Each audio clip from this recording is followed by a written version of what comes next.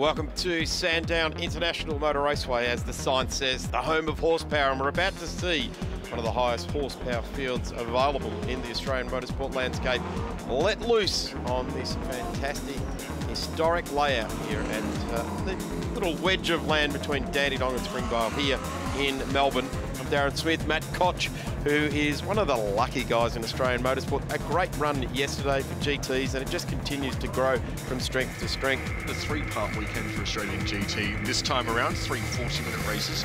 Compulsory pit stop was halfway through, but we've got a fabulous array of cars, some 12 different manufacturers being represented. Hello everybody, and welcome to the Corplex Mercedes-Benz Trade Club AMG GT3 number 63. I'm Pete Hackett, about to take you on a ride around the Sandown International Raceway in my AMG GT3. A very demanding circuit that's quite bumpy and challenging from a driver's point of view. As we start the run onto the start-finish straight, it's important to get a good run across the bumps. It's very bumpy as we approach the start-finish line. At this point in time, we're looking for a braking marker somewhere around about the 100-metre board and gauging the lap traffic in front of us. The slower cars become particularly challenging during traffic, and you have to be quite decisive on the run down into turn 2. A big dive under brakes, just controlling the ABS on the bumps. You can see the lock lights on the steering wheel, the blue and the purple lights, as we head into turn 4 and run onto the back straight. A really important part of the circuit, because if you get too much wheel spin or too much slide, then it costs you ultimately top speed at the end of the back straight. At the back straight, just take the chance to relax a little bit, take a deep breath, relax your fingers, check the gauges, and plan for what is the fastest corner on the circuit, the top of the hill, 5th gear back to 4th gear, ride the curbs on the left, ride the curbs on the right. As soon as the car settles, braking hard as you can, back to 2nd gear, and again, important to get a good run onto this second last part of the circuit, sector 3 in fact, and stay off the curbs.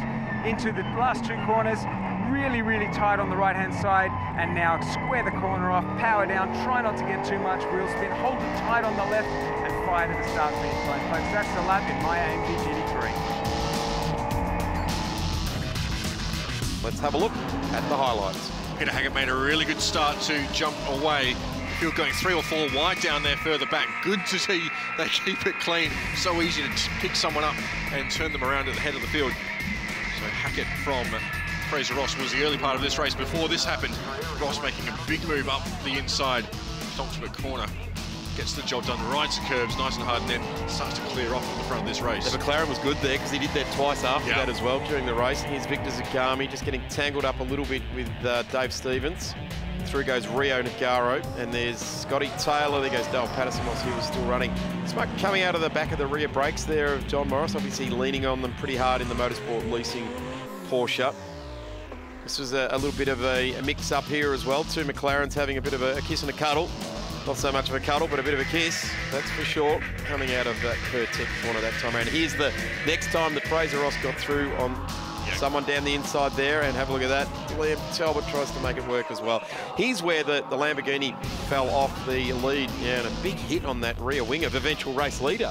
So that could have been the end of the day for Tony Bates right there. Lucky to get away with that one. Those rear wings, they're very strong in the direction they're meant to work. That's not the direction it's meant to work for Tony Quinn, who fires off the turn 1 backwards. Ricky Cappo has a bit of a spin at turn 4 late in the race. Saw him drop off the lead lap. And Bates claims his 3rd Australian GT race win. Liam Talbot, though, in control, 512 points. So that is race 2 of round 3 of the Australian GT Championship. Tony Bates will start off on pole with Fraser Ross in the McLaren right next to him. Liam Talbot, the first of the Porsches in the field, and the second Audi with Jeff Emery. St J Robson out of P5 in the Aussie Driver Search Audi R8 LMS. Peter Hackett in 6th place in the Mercedes.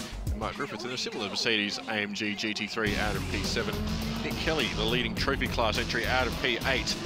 9th is the second trophy class car of Matt Stubers. 10th place, Scott Taylor. As we're about to get underway with the final race for the GTs for the weekend. The BMW safety car pulls into pit lane. That leaves Tony Bates in control of this 25-car field. On the inside line down to turn 1. Green flag flies. We are racing here for race 3 of the weekend. Tony Bates, a good start going door to door with Fraser Ross. In fact, they're going to go nearly 3 wide down towards turn 1. Liam Talbot trying to buy in up the inside. Thinks better of it, edges out. Tony Bates maintains that lead. Fraser Ross looks for the over and under as they round turn 1. Very congested down there that time, as we saw earlier on, but no touching. There's no damage so far. Quite everyone giving each other the finest bit of room to move around in. The big winner there was the Darrell Lee car that decided to go wide and ran just down past everyone onto the run down into turn one there. A good couple of spots that Tony Quinn made up there. In fact, put Stuart senior Koutsamides behind him. Yeah, P4, up 4 places rather for the number 7 McLaren and Tony Quinn. Fraser Ross is now at the head of proceedings from Tony Bates, the race 2 winner. A little bit earlier on, Jeff Emery is in this one as well. Liam Talbot just dropping off a little bit, just protecting himself in these early few laps. He is the championship leader. After all, he's playing the long game in 2018, having come so close last year. But Fraser Ross, in fact, we've lost Tony Bates there out of 2nd place. He's now dropped back behind Jeff Emery, so he must have run wide at the exit to Dandenong Road, opened the door for the number 1 Valvoline Audi to run on through. So it's Fraser Ross now from Jeff Emery, Tony Bates in 3rd, Liam Talbot in P4. Gee, I'll tell you what, this could get pretty lively between Jeff and Tony. Great mates, many years, owned a race team together. I wonder how racy they're going to get with each other as this continues to go on there. So it's quite interesting to see Emery and Bates line astern with each other. Equal equipment, both in the exact same identical Audis out there. It's Mark Griffith, he's pushing pretty hard. It's Peter Hackett just up the road in front. And it doesn't look like Peter Hackett's in any rush again in this race in the St. Arley fourplex Mercedes-Benz to get underway with things. Just letting the race come to him like he did this morning. Was certainly not holding anyone up. If they wanted to get through, he'd open the door and ever so slightly, and if they wanted to take it, they'd go on through. But certainly got a definite plan that he is playing to this weekend, Peter Hackett. Yeah, Peter Hackett is well and truly in the championship hunt, so he, like Talbot, is playing the longer game. Meanwhile, Fraser Ross now holds a 1.8 second advantage over Emery himself, 1.2 seconds up the road from now 3rd place Liam Talbot. So Tony Bates is starting to slip back in the early stages of this race. Gee, isn't Fraser Ross having a good run of it all early doors in this one? He's got himself a very, very handy lead indeed. And wanting to take a good points haul out of this one. Going back down through the field, watching them all come through turn 1. Ross really needs to scamper clear here because he's in the pits for a lot longer than what Jeff Emery is. It's Emery's going to be stationary for 47 seconds in that number 1 Audi. Ross out front is going to be stationary for 62 seconds. So there's 15 seconds between those two. So Ross effectively needs to clear out to the tune of 15 seconds before the pit window opens to just cover that one off. So Fraser is encouraged to run away, isn't he? Yeah, he really does. Run away and hide at this point in time. The worst possible thing that he could see is the safety car. Yeah. Just staying in touch at this point is important for Emery. As we see a little bit further back, that is Peter Hackett putting a move on Tony Bates. Moves Hackett into 5th place. Bates has just dropped another couple of spots on this lap. So the early pace isn't in that car. The race will come back to Tony Bates. He's going to be stationary for 50 seconds, courtesy of having won race 2 a little bit earlier on today.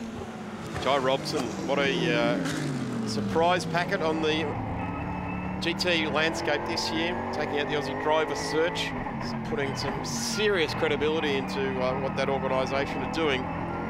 They've invested in this Audi, of course, at the first round ran a Mercedes AMG. Oh no, the Lamborghini REX with Dean Koutsamides at the wheel, the number 49 classic car restorations outfit parked up, for all intents and purposes. Just out of the way. Looked like it had run out of puff, didn't it? Yeah, it just look as though it spun and just came to a halt. So we'll keep an eye and ear out for what race control choose to do on that. The race leaders are heading up towards that segment of the track, although we can see out of our commentary box window the cars got moving again. Meanwhile, we are watching Tony Quinn and Nick Kelly run down towards turn 1. The McLaren shaping up on the back of the leading Trophy Series competitor. This is 8th and 9th place. On track, locked together in terms of the actual race. They're in different classes, so it doesn't matter a whole lot in terms of bragging rights. John Morris has also taken to pit lane, which very early in this race, the pit window isn't open for a while yet. So lots and lots happening out there in the early stages. Tony Quinn mixing things up a little bit there, varying his racing line, taking the real shallow run into turn 1, which can be a really good move if you're in striking distance under brakes. But at the moment, I think he's just letting Nick Kelly know that I know I can put this thing just about anywhere I want to, and I will do so. It looks like a deflating left front tyre on the John Morris car. So left front, that's random here at Sandown. Right front is the one that cops all the pounding. So I wonder if he's just put that over the back of the ripper strip somewhere and picked up and torn the tyre off the bead, or just given it a slight leak, maybe ripped the valve stem off or something like that. But here's Tony Quinn. Good to see a strong crowd in today for the Shannons Nationals as Tony Quinn streams on down the straight and trying to chase after Nick Kelly in the industry Audi, being chased down also there by Matt Stupas. Battle over third place rather, is Liam Talbot and Jay Robson. Through the final sequence of corners, the Porsche from the Audi. Peter Hackett not too far off the back of these two either. Talbot sitting third overall. He's been up towards the front all weekend as Liam Talbot. Tends to keep his powder reasonably dry in the first half of the race and then move forward in the second half after the pit stops. We saw Daz over the weekend, the team working to a predefined setup change during qualifying, seeking more pace and stability, you would assume. Back end of that Porsche, currently the back end of that Porsche has the full attention of Robson in that number 98 Aussie Driver Search Audi R8 LMS. Mid-engine versus rear engine versus front engine, with the Mercedes looming in the background, the headlights ablaze. Peter Hackett's number 63 entry. These guys are thick end of 6 seconds off Fraser Ross, who's clearing off out front, but not as quickly as he needs to. Good to see Fraser, though, getting a bit between the teeth and doing the job that he has to do, at least trying to get that job done. It's a massive task to try and get that sort of gap on the nearest protagonist in the field, but it's good to see that Fraser's got the presence of mind to at least apply himself to that task at hand. And that McLaren, the Total Opticoat car, looks fantastic out on track. Having said that, pretty much struggling to find any of these GT cars that don't look fantastic out on track. They're a great-looking bunch of cars, huge interest from manufacturers globally. See a little bit of a freight train developing further back. Looks like Nick Kelly and Tony Quinn a little bit further back than that. Victor Zagami just moving over the GT4 Audi R8. Just moving over and allowing some of the faster cars through the GT3 machinery. Got bigger brakes, bigger engines, more power. GT4 class really starting to blossom here in Australia. We started the weekend with 5 cars in that class. We've lost a couple, unfortunately. So you can see Liam Talbot there bouncing over the curbs on the approach to Sandown Road. It's sent him a little bit deep down there and allowed Robson just to close a little bit, not close enough to have a go. Get a good run through this final chicane. He might just be able to set him up. So we see Duncan Samides has a spin the exit of turn 4. So Capo have a moment there earlier in the day. Have to rely on the marshals to give him the okay to turn around, because he won't be able to see too much coming around that corner. Leaders are now approaching that zone as well. Third time this race we've seen Duncan Samides make a bit of a mistake. Peter Hackett combined with Dom Storey to win the Australian Endurance Championship last year. It's important almost to survive the sprint rounds this year. There's 300 points in the endurance round when we get to Phillip Island next time out, and then Hampton Downs at the end of the year. There's huge points there. You can't afford to risk too much. It's just a case of getting through these events and then scoring big points at those 2 races. We saw that last time out at the Bend as Fraser Ross continues on his ways now. 6.6 seconds up the road from Emery, who's some 3 seconds up the road from the Talbot and Robson battle. So Ross doing absolutely everything he needs to do in that Total Opticoat McLaren 650S, the YNA auto sport car run out of McElrea Racing. He's been super quick all weekend. Hasn't yet managed to stand on the top step of the podium, but he's using all the track and a little bit more. As we complete another lap. It's 14 in the books for our race leader. As we see Jay Robson back of shot there, diving into pit lane. He's the first of the leading contenders to take his compulsory pit stop. So he'll be our crash test dummy to see where this is all going to shake out in a couple of laps. Everyone has to come in and serve a compulsory pit stop. A couple of cars out there will have driver changes as well. Jay Robson will stay in that car though, the number 98 Aussie Driver Search Audi. Mark Griffith, Tony Quinn, Matt Stupas, they're also in the lane. So too Ricky Capo in the number 100 BMW. He'll hand that over to Steve Richards. As out front, Fraser Ross continues on, working his way through the Lamborghini Huracan. The next one up the road, the Lamborghini Gallardo. Jimmy Nolius has been passed. Next up is Yanina Dassa, the old and new of Lamborghini's range. Is there smoke coming out of the back of the Lamborghini Huracan? Let's keep an eye on that, because there's definitely certainly smoke pouring out of the BMW. Number 100, isn't there? There might be some doubt brakes. That. Putting some damage repair tape across the front of the BMW. Certainly, the bits of tape get bigger and bigger these days, don't they? So race leader Fraser Ross is in the lane. Campbell Little, the car controller at the front of that one. Man, he's got huge amounts of experience. As we see Joe Robson rejoin, so too Steve Richards rejoining with the bandage over the nose of the car. It just increases airflow. It's what all the performance athletes use. Russell Ingall used to use one of those ones, the nostril expander, didn't he? Absolutely. Speaking with Chris Pither early in the weekend, he says, I come out with all sorts of cuts and bruises from driver change. I've got no idea why. So we see Peter Hackett now in the lane, the Eggleston Motorsport crew. Just looks like they're bleeding off some pressure. Front rowers in rugby league come out with less scratches and bruises than a manhandled driver by a crew member. Liam Talbot's also in the lane, a little bit further up pit lane from what we're looking at here. So all the leading contenders now really starting to serve their stops. The last one out there is Jeff Emery. Scott Taylor and Nick Kelly are also yet to take their stops. This is a lonely wait, isn't it? The countdown. Being watched on by our very own there, Greg Rust in the background. He's taking it all in. Very experienced man around the racetracks. Been great to have Greg Rust join us. See the timer in pit lane there now. That's interesting, that car moved. Did you see what time that was when it moved there? Yeah, it did. It did. Whether so let's have a look here. 9:11:50, so they're okay. They're absolutely okay there. So it was 54 seconds when he moved. He didn't serve 53, so he was okay. The reason he stopped was just to allow that other car in pit lane to clear the pit box before he attempted to rejoin. So now, absolutely just okay. Before we move on from that point, say if he released the clutch at 51 seconds and he left 1.8 seconds before the time's up, what's the onus on the team to come in for another 1.8? Or they have to start all over again? They start all over again. It doesn't count as a compulsory pit stop. So we saw that at the bend a couple of weeks ago. Garth Tander and Jeff Emery, the car got pushed and the timer didn't reset. They were a couple of seconds early. As a result, they had to come in and serve that compulsory pit stop, and cost them a good result that weekend. But Liam Talbot back out there in the race, tucked up in now behind the number 19 Mercedes-AMG GT3 of Mark Griffith, the Hog's Breath Cafe Griffith Corporation car. Both of those cars have taken their compulsory stops. So all these three cars currently on screen, so Hackett in the back there, that's all for track position at the moment, and it's position 7, 8 and 9 on the road. Yep. So it looks as though when this shakes out that Fraser Ross is going to be up towards the front. Jeff Emery is in pit lane. Oh, speaking of nursing things, Tony Quinn, he's nursing a broken nose. He's just rubbing on the front left tyre. Nothing quite like a Scotsman getting in a stoush and having a broken nose. There's also smoke coming off the right front of Yanina Dassa, or perhaps even it's the right rear.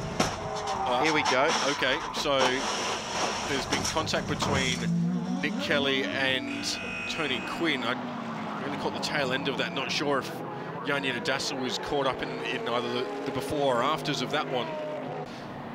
And there is Yanina Dassa back out with smoke out of the right-hand side. So it's come in for a pit stop with that smoke pouring out of it. They've done the stop and sent it back out with the issue. That looks like tyre rub, doesn't it? Yeah, but you know, we both spoke about that whilst it was in the lane. Yeah, it looks as though that's a rear. Yeah, it looks as though they've tried to put some tape and whatnot on to hold the bodywork off the tyre, but I like what they've done there too. They've used the right colour body tape as well, purple paint. Attention to detail. That's good for Mother's Day, isn't it? Keep an eye on the makeup.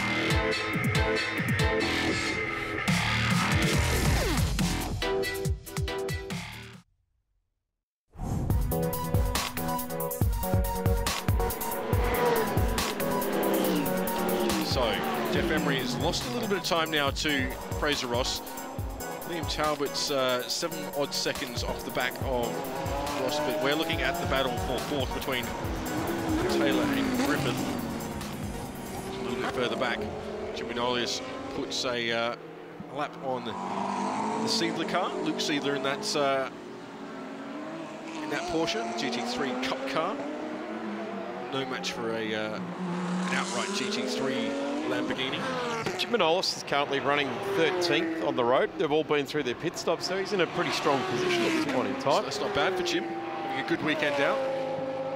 13 minutes left in this race, so the Trofeo crew working very hard with Jim, and of course Dean Canto's been giving him strong coaching. And how's this though? This is the, as we say, the battle for fourth. The number 188 car, the Furniture Audi. That's our leading trophy class contender. That's an Audi R8 Ultra. It's a generation older than those it's battling with. Rio Nagara currently sitting in 6th place, mixing it with the likes of Scott Taylor, Mark Griffith and Peter Hackett, a trio of Mercedes-AMG GT3s. We've seen Rio Nagaro sort of some forays in and out of the trophy series over the last couple of seasons, particularly last year, stayed with it all throughout the year and really started to develop on. And I guess that now he's running with, let's say, the next echelon of GT racing. He's just lifting his game to match the environment around him. Yeah, he's got some serious talent, does Rio Nagara. Sri Lankan heritage, doesn't have a lot of racing experience, but is incredibly passionate about it, incredibly enthusiastic about his racing. Started competing with Jake Foraker in the Trophy Series, now running solo in that 188 Audi. Great to see him up there in 6th place overall, leading the trophy class.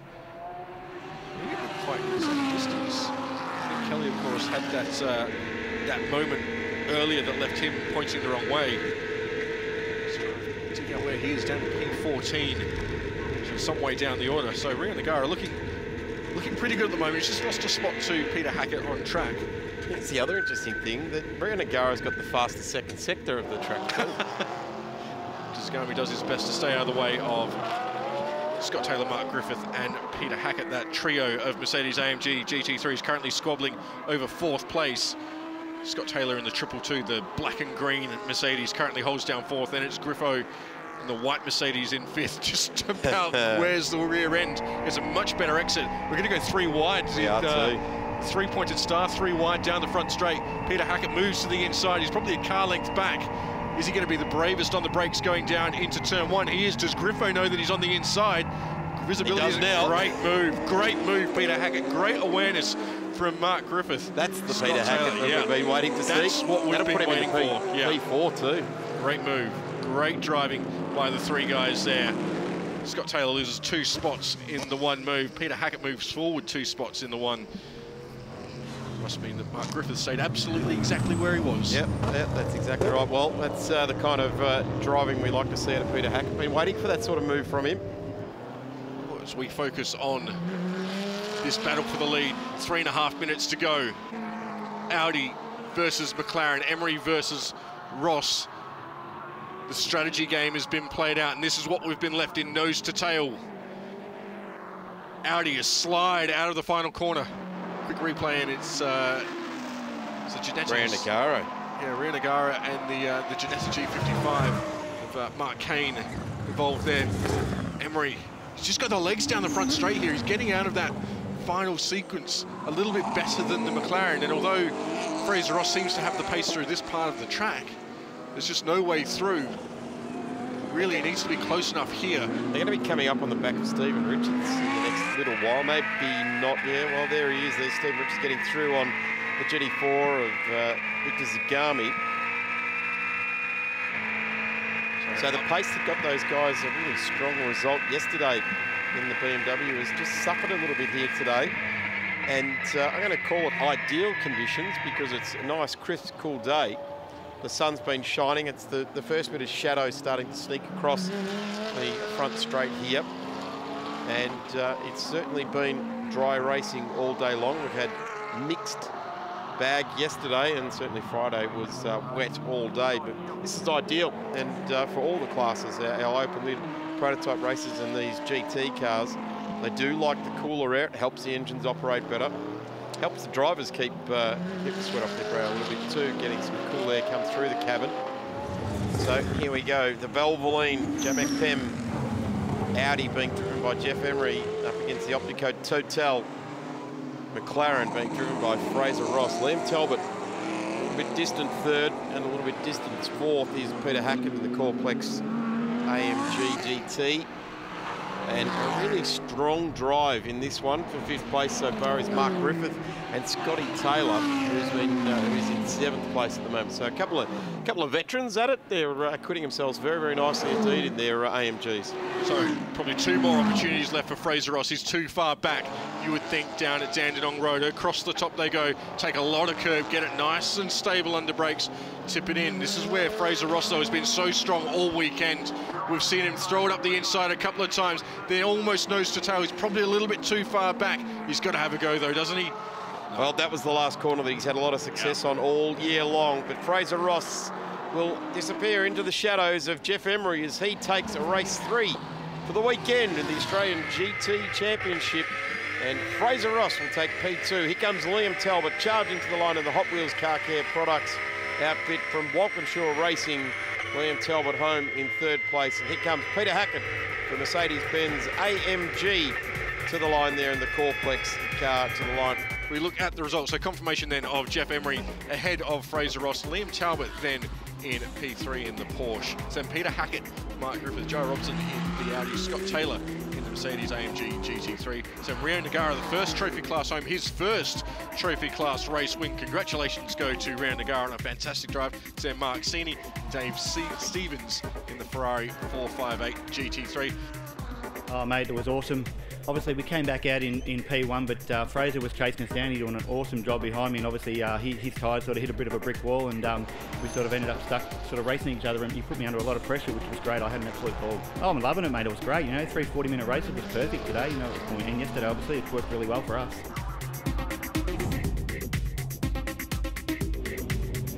Amid the massive field of production cars this weekend, it is terrific to see both the name Brock and MG as a part of the game as well in a factory capacity, James. That's terrific. Yeah, mate, absolutely. It's stoked to be back. This is the first time back in the seat for me for a couple of years. It's the first time at a racetrack in a competitive capacity for a couple of years, so it's great to be back, seeing lots of familiar smiling faces, so it's good, and obviously to be here with the MG brand, we're absolutely stoked. Bit of a new step for them here in Australia. I mean, we've seen the likes of Jason Plato in the British Championship back around 2014, but great for them in you know, to be taking a step like this in Oz.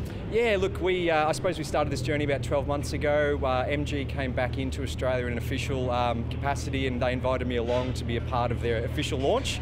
A friend of mine and myself have been having discussions with them about maybe trying to get into production car racing, and we managed to tick some boxes for them, so thankfully they agreed to work together with us. So over the past 12 months we've been sort of putting plans together. About 3 months ago we actually started on the build of this car. This is the MG6 Fastback. So to be here, to be honest, I haven't had a day off in a couple of months, so it's kind of to get our first race out of the way, and this is literally the first race for MG in official capacity back in Australia. We made up 10 spots from where we qualified, and we lapped our nearest competitor, so mate, I'm absolutely stoked. First in class. It's an awesome way to start the year. Well, we've been waiting all weekend long to see how the last hour of production car racing takes out in the Jacuzzi Spas Australian production car races. We've had 3 1 hours. We'll go into this final 1 hour as the cars roll around for their final warm-up lap for the last race of round 2 over the Shannons Nationals here at Sandown International Raceway. Here's the highlights from the start, and watch this BMW. 10-metre gap. Oh, yep, Bates put on. Have a look at BM just starting to haul it away. It was only about 100 metres that it got right up on pace there, but it was enough for it to stamp its authority on the early stanza of this race. And there's the Evo 9 of Miller up in the dirt there. Lucky four-wheel drive, rally ability there. Drag down the line. That was Nathan Callahan and Rick Bates taking each other on. And this, yeah, well, I think this is going to be a bit of a chit-chat in the pitch after this one. Parramatta Smash Repairs, Mocom, Lotus, and the Falcon inside there. I dare say it was just down too low. Seriously, I don't reckon so. Yep, that's certainly it. Boy, there was some traffic. Big traffic jams. Here we go, Carlberg playing the number 11s. Lots of horsepower in the AMG. And up nicely there. Evolved Technic BMW coming under fire here from Steve Hodges in the CSV Mondo from High Tech Oils, and then it was on with a bit of a drag race. continue on for a couple of laps here. Big lock up left rear as he unweighted the car under brakes. There, and he was our eventual race winner. Beric Linton receiving the checkered flag there. And Beric Linton will lead the field around. Bob Pearson will line up right next to him with Rick Bates on the next row with Kyle Orford, the first of our Lotuses in position for Anthony Sewell in a BMW, and Rod Salmon, which I believe will be Lee Burgess in the 6th position on the grid. Jason Miller will line up in the Evo. Justin Anthony in there. Brad Woods in the 1M. And Thomas Muller rounding out the 10 with 3 1Ms in the 10 here today. Should also mention the number 1 car, the Shannons BMW M4 intercooler charge problem. Got hot pretty much all throughout the race, and that restricted their power. It gave up and seized with just a few laps to go, so that was a bit of a shame there for the Shannons. They find themselves back in second last position. Tomo Tyres and Red Hot Couriers out of Mackay there, so travelling quite a long way to get to Sandown for the 777, and we are away. And again, it's the Product Evos that squirrel their way off the line here. How does the BMW, how does the Lotus go indeed to the run down to turn 1? Here goes the BMW, winds up, draws alongside the Product Evo and goes through again. Will the Lotus join it? Yes, it does. Wow, the poise and balance of the Lotus nearly didn't get through the corner there. Kyle Orford, nose down. They have to be careful in the Evo. It's almost at window level. We saw an issue with the Falcon with one of the Lotuses in the last race. Nice and low to the ground there. But wow, the BMW and the Lotus lead the field down through turns 1, 2 and 3. Yeah, funny you bring that up, Jazz. I had a chat to Jeff Russell after the last race about that accident with the Lotus, the Simpson Lotus. And he said he was wanting to get through the corner to pass Amy, as we see Rick Bates go off. It's a blow for him. Up. Wow, potential race winner, parking it up. Rick Bates, or is it Pearson? Maybe it's Bob. I only say that because I can't see. No. Yeah, I can't see Pearson on the sheet, so I'd say it might have been Bob. It is Bob. Sorry about that. Number 33. So probably a safety car now that the car's moving again, and it's dropping something out the underside there. So a bit of smoke there for Bob. I wonder if that's a clutch. They've been punishing them, getting them off the line, as we see the BMW Melbourne safety car intervene at the back end of the field. So the safety car, as part of protocol, will remain on the track behind the rescue cars just in case first lap incident like this. And again, like we had last year, we've got Michael Parker here locally driving the safety car for BMW Melbourne, and Custom Cars and Coffee. The Custom Cars and Coffee people will join us at the next round at Phillip Island on the Saturday as well, so we look forward to seeing them down there as well. Just back to the size of that Lotus that you were mentioning before, Daz. I was talking to Jeff Russell after the race, and as he said, he was waiting to go through the corner to pass Amy. She did everything right. She moved to the right. She did everything she had to do. As he went to pass her, the Lotus obviously going to take advantage of the situation at that point. He said, I just did not see him. I've gone left, and I just did not see a car there. As we sort of surmised before, that's what they're doing. And I think that was almost what happened off the start line there as well with Rick Bates as well. So here they go. And it is going to be Kyle Begg that has the race. No, sorry, it's not. It's Beric Linton to Kyle Orford. But Begg has gone through on Orford now, so the Lotus has gone back to P3. Here comes Rick Bates in the blue and yellow nice product. And Jason Miller onto the dirt there, gets through on Lee Burgess as well. So he's in a hurry. The Evo 9 wants to get a result in this race. Car number 20 there, middle of the shot. Here's our number 54, the Simply Sports Cars Alpha. Sorry, not Alpha, Lotus. A long way from an Alpha. The Lotus Exige 350 Sport. Here's the look down the inside. Jason Miller, all four wheels on the dirt. Albeit at slow speed there, just getting through nicely through to there as well. So there's our race leader, Beric Linton. Carl Begg next, then Kyle Orford, Rick Bates, then Muller in the number 38 Class A car, which is Thomas Muller, the 1M. The Jason Racing Miller, team. Muller and Miller yep. in 5th and 6th. That's it. So Thomas Muller will hand over to Shane Smollen. Shane, of course, we've seen charging pretty hard very, very experienced Carrera Cup racer. And we see the Lotus Exige 350 Sport from Simply Sports Cars. Great to see Simply Sports Cars throwing some effort in the Australian Production Car Championship. So and the a Lotus long time since we've seen an effort from any Lotus people. Yeah, the Lotus currently in third. Rick Bates in fourth place, and a nice move up the inside in the number 5 car there by Drew Ridge. Shares that car with Brad Woods, the Marks car, the 1M BMW. Compulsory window open, and cars come in. Now, should mention too, and I think we have throughout the commentary, the cars are not to be worked on at all throughout the compulsory pit stop window. The only thing you can do is change drivers, and that was a bit of an issue for car 90 in race 3, the first race this afternoon. They did tyre pressures during the compulsory pit stop, and as a result, they had to come in for a second pit stop. It was considered as a mechanical pit stop, not a compulsory pit stop. So, well, you've got to be careful on those nuances, don't you? Yeah, hence the reason why the 90 at the big car had to do 2 pit stops in the last race. Here's our race leader into the pits, and in comes Rick Bates as well. Come in. There goes Dimitri Agathos. Not too many cars have waited for their pit stops in the 3 races we've had so far. The majority coming in early. Race leader now in the C63, Carl Begg. And just up the road, a couple of cars that have already been through for their pit stops. It's car 1. Baratney and Sharon. Currently Grant at the wheel. And did the wheel work yesterday.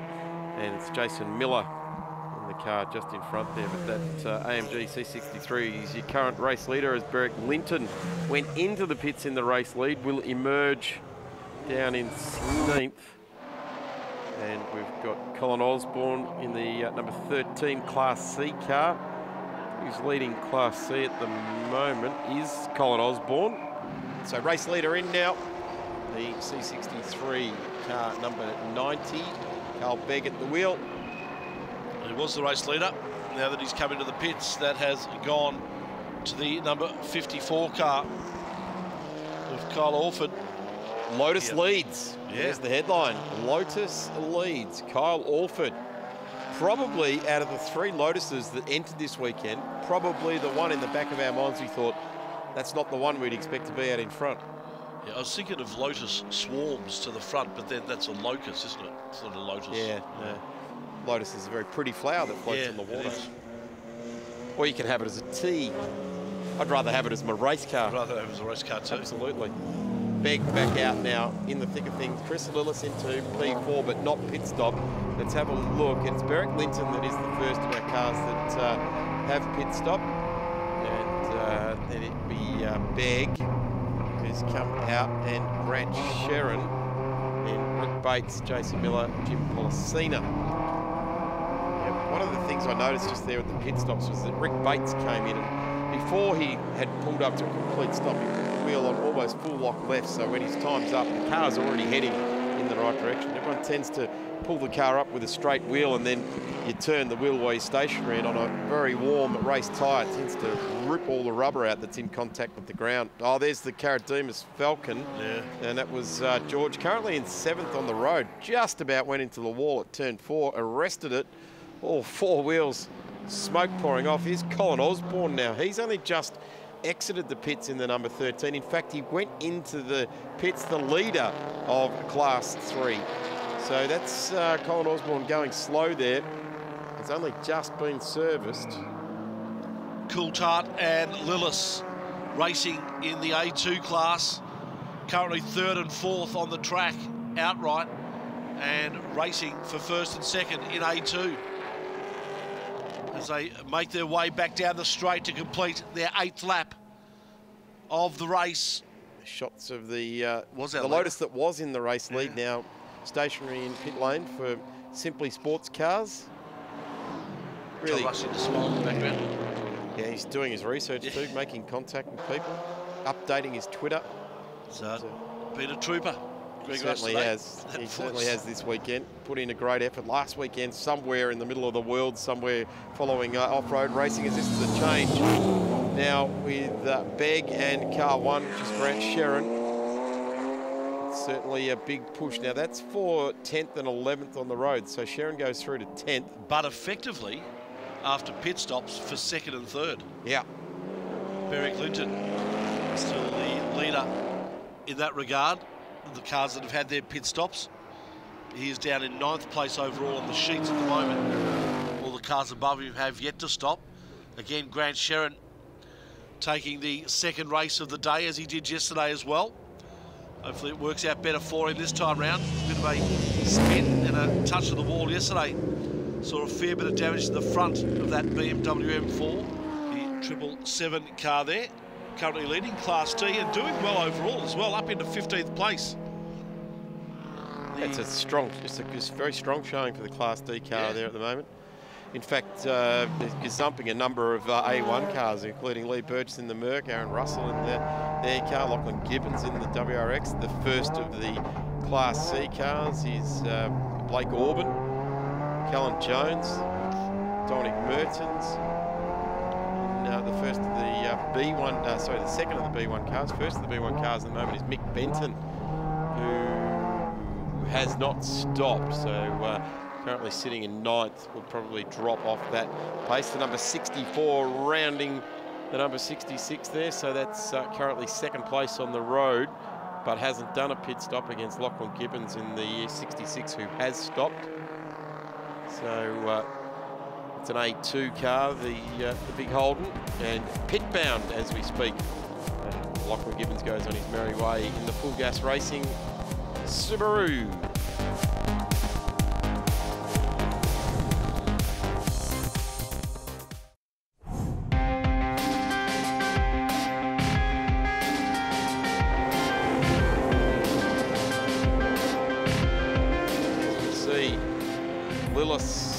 Car, which will now have been swapped over. It'll have Nathan Callahan at the wheel, who drove a ripping first half of the race earlier on today.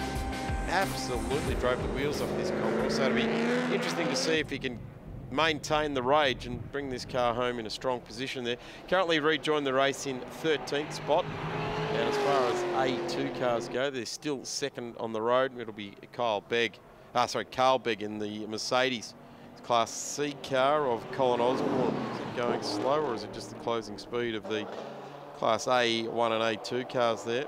So Drew Ridge, the leading car at the moment, still yet to take his pit stop, and with a time of around about 1:10 to 1:20 for a pit stop, we could find Drew Ridge come back into the race at around about 9th or 10th. Nathan Callahan didn't waste any time in putting the wheels out over the back of the ripple strip there and sending some stones skyward. And now he's cracking it sideways, certainly not wasting any time getting used to the power under the right foot there. Not even one lap completed. He's been out the back of the ripple strip, and now he's sliding it, wheels ablaze, tyres ablaze through turn 1. Storms on past the BMW. Wow, have a look at the speed that HSV's got on the go. So look at this. There's Russell and the nimbler BMW. Cracking it sideways there. Good bit of Aussie muscle there. It's number 54 again. Alford car. Currently in 7th place. Kyle Alford at the wheel of that Lotus. And just up the road, that will be the 83 of Rick Bates. So they're actually 6th and 7th currently on the road. The only car left to pit is the race leader. Car number 5 of Ridge. And compulsory pit stop window is still open. I think it's got about another 4 minutes or so to do that. Here's this great little Simply Sports Cars Lotus. And continue its way underneath the Penrite Bridge. Barry Clinton remains our leader of the cars that have had their pit stop. Drew Ridge will have to do one very, very soon. I'd suggest it's going to be either this or the next lap. Otherwise, there will be some penalties handed out for missing out on that compulsory pit stop window. Colin Osborne again slowing was leading Class C. It's now Blake Orban that's leading Class C. Callan Jones in second place there in Class C. There's Brock going through, currently 23rd in the MG Motorsports outfit. Doing a good job, that MG. He kept out of trouble. Yeah. One of the very simple goals for the team was to be reliable too, so they've proven that at this point. I guess the next big test for it will be a 4-hour. Yeah. In one stint, that'll be or a 3-hour or something like that. That's a real test. We haven't really seen what the Lotus can actually provide also, as they've had situations where they've got up towards the top of the timesheets and then all of a sudden something has gone wrong. Either someone's hit them or they've had an issue. There is our leader, Drew Ridge. Will this be the moment that he comes into the pits? With only a couple of minutes left on the clock for that compulsory pit stop window, I would suggest that Drew Ridge needs to consider quite seriously going straight, but he doesn't. He veers left and stays on the track. Well, I've just been sent a text from Amanda at Production Cars, and the rule is there's a bulletin which was released yesterday. The compulsory pit stop window shall open 10 minutes after the commencement of the formation lap and close 50 minutes after the commencement of the formation lap. Oh, so he's still got 15 minutes. I suppose the good feeling of being actually in the lead of a race is something you want to cherish for as many laps as you possibly can. So the strategy that Drew Ridge is obviously going with is he's hoping that there's going to be a safety car at some point between now and the 50-minute mark. Would that be right? I'm not sure what the strategy is. I've always been one, get it done early. Yeah. Unless there's a weather situation. If you start the race on wets and it looks like it's going to dry, then you stay on the wets as long as you possibly have to, and that can throw something in it. Or if there's an extended safety car early on in the race that you can take advantage of as well. So Drew Ridge remains our leader on the track of the cars, though, that have had a pit stop, and that is all bar Drew Ridge. It is Beric Linton who is our leader, an 11-second gap between him and Grant Sherrin. That was 13 a few minutes ago, so that BMW M4 making a slight improvement on the lead of the M3. Begg in fourth, Policina in fifth, Bates in sixth, Alford, Muller, Miller, and Burgess rounding up our top 10 cars in that Mercedes. But Drew Ridge, I should say, sorry, remains our leader on the track. So here we have the race leader going into the pits. Finally. So Drew Ridge has strung that out, and there goes our race leader now, Beric Linton, not too far behind. He really closed up. Just watching this car come over those bumps where it goes over the tunnel at the causeway there as well. It's riding nicely. It's distributing the weight back forward on the car. So not stressing the tyre. Really done some rapid and effective development work. And into the pits goes Drew Ridge, car number 5. And we get Drew out of the number 5. Of course, we're talking about Queensland Raceway. That is on the 26th, 27th and 28th of July. The next round is at Phillip Island on the 1st, 2nd and 3rd of June. Oh, lock up there for Rick Bates, and Lee Burgess goes through. Lachlan Gibbons goes through. Kyle Alford could go through if Lachlan Gibbons could just pick it up and fraction. It's got a flat. That's got a flat. The number 83 of Rick Bates has got a flat left front. That'll turn to a puncher shortly. Yeah, he would certainly know what's going on now. He's getting some fairly rapid feedback through the wheel.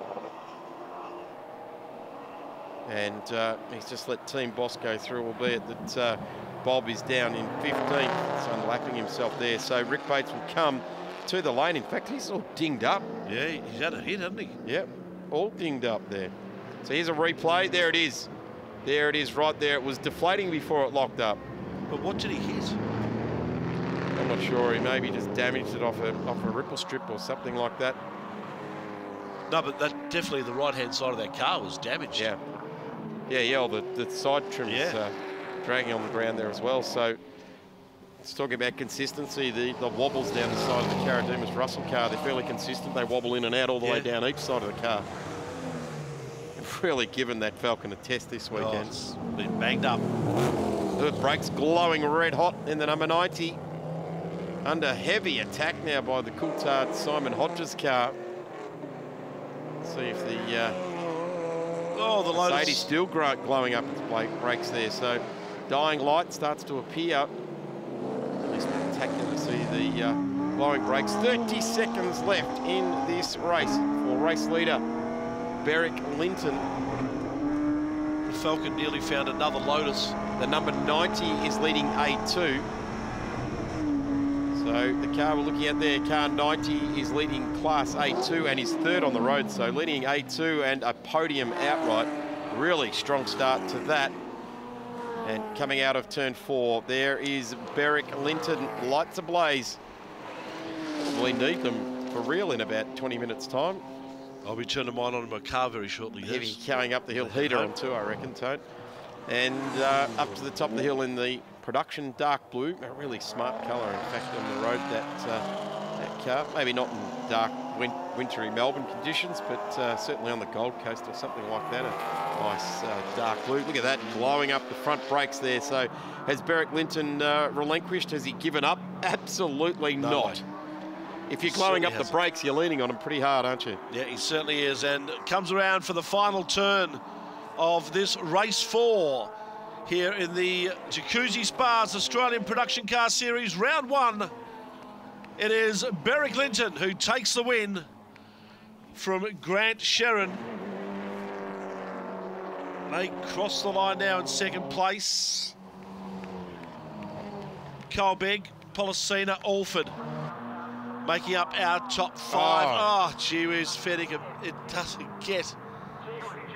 Gee whiz, Fenningham. Bates, goodness me. Oh no, look, there's bits of wheel spaces and all sorts of stuff flying off. So he had the puncher a few laps before. They got the new tyre on, and I would suggest that maybe they didn't get on tight enough. Berwick Linton takes the win, an 11-second victory ahead of Grant Sherrin, the BMW M3. First, the BMW M4. Second, its German cousin, the Mercedes C63 of Carl Begg. In third place, Jim Policina and Cole Alford. Fantastic result there for the 2 Lotus Exesias. The Mitsubishi Evo of Jason Miller in 6th. Lee Burgess in the Mercedes in 7th. Thomas Muller and Aaron Russell in their BMW 1Ms, finishing 8th and 9th, ahead of that super-powered Commodore of Nathan Callahan in 10th place. Oh, look, it was good. Lucky there was no rain because we wouldn't have been the master. So we're lucky that after Friday it was dry for all 4 races and it suited our car. Look, it was all good, pretty much hassle-free. Unfortunately, the Sherrins had some trouble, so we didn't get to race them hard all weekend. But, you know, they'll bounce back, and that's what a championship's about. We'd love to see all of you at every single one of our rounds throughout the year. Of course, Phillip Island on the 1st, 2nd and 3rd of June.